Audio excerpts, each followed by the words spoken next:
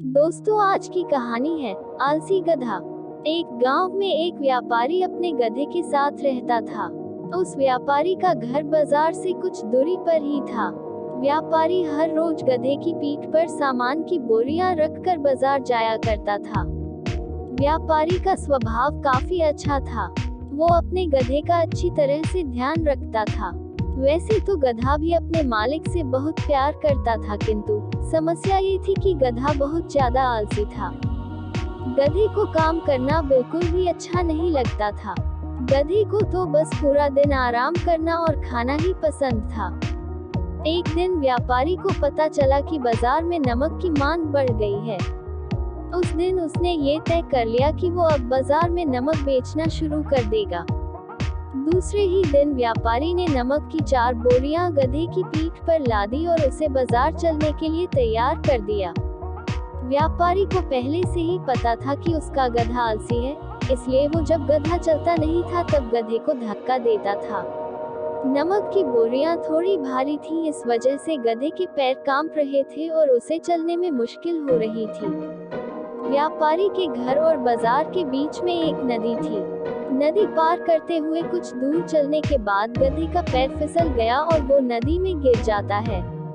व्यापारी गधे को बड़ी मुश्किल से नदी से बाहर निकाल पाता है। गधा जब नदी से बाहर निकला तब उसने देखा कि उसकी पीठ पर लदी बोरियां अब पहले से हल्की हो गई थी। पानी में गिरने की वजह से अब सारा नमक पानी में घुल गया था और इस वजह से उसकी पीठ पर रखा वजन कम हो चुका था। दूसरी तरफ सारा नमक पानी में घुलने की वजह से व्यापारी को बड़ा नुकसान हुआ। वो बड़ा दुखी था और गधा पीठ पर बोझ कम होने की वजह से खुश था।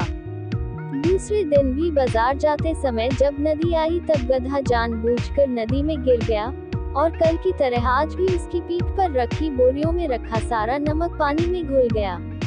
अब तो गधे ने हर दिन जानबूझकर नदी में गिरना शुरू कर दिया ताकि उसे भारी बोरियों का वजन उठाना न पड़े। किंतु व्यापारी को धीरे धीरे गधे की ये तरकीब का पता चल जाता है। एक दिन व्यापारी ने सोचा कि क्यों न गधे की पीठ पर ऐसा सामान रख दिया जाए जिसका वजन पानी में गिरने से बढ़ जाए। इसी सोच के साथ व्यापारी ने इस बार गधे की पीठ पर रुई से भरी बोरियां बांध दी और उसे लेकर बाजार की ओर चल पड़ा। इस बार भी गधा हर रोज की तरह नदी में गिर जाता है, पर इस बार उसकी पीठ पर का वजन कम नहीं हुआ बल्कि और भी बढ़ गया।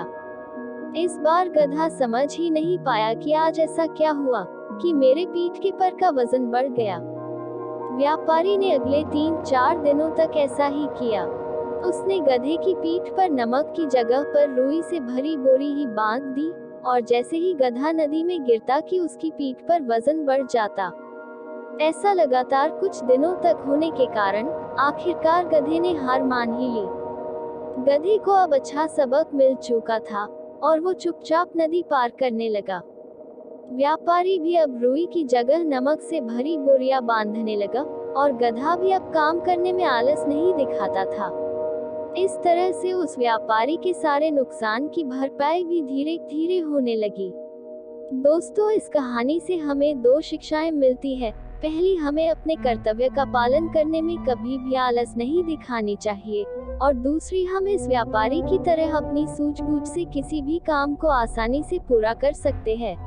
दोस्तों, आपको ये कहानी कैसी लगी कमेंट करके बताना। चैनल को सब्सक्राइब नहीं करा तो चैनल को अभी सब्सक्राइब कर ले। फिर मिलते हैं एक और नई कहानी के साथ। धन्यवाद।